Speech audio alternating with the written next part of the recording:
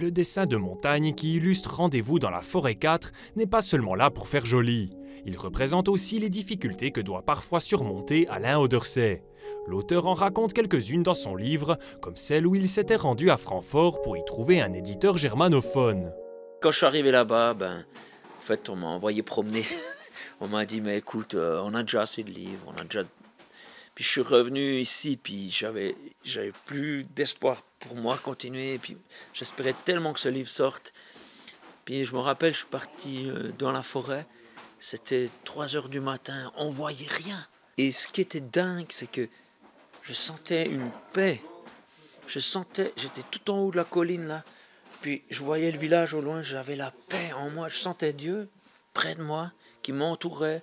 Son nouvel ouvrage, Alain Audersey a trouvé le moyen d'en financer l'impression lui-même grâce à la vente d'éditions collector. Vu le succès des romans de la même série, il mise gros et a imprimé 8000 exemplaires. La thématique plaît. On est dans une société qui a soif de trouver des réponses spirituelles, parce que la science, elle peut expliquer les choses, mais elle ne peut pas expliquer les pourquoi, elle laisse les gens vides, tu vois.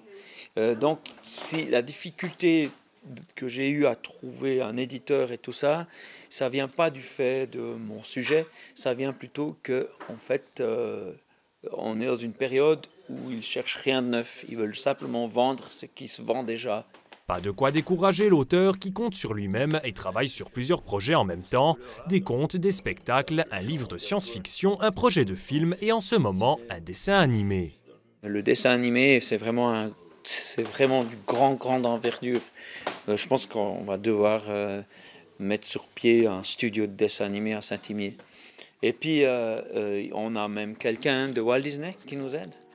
Beaucoup de travail qui l'attend mais qui n'empêcheront pas Alain Audersey de prendre quelques pauses bienfaisantes en forêt.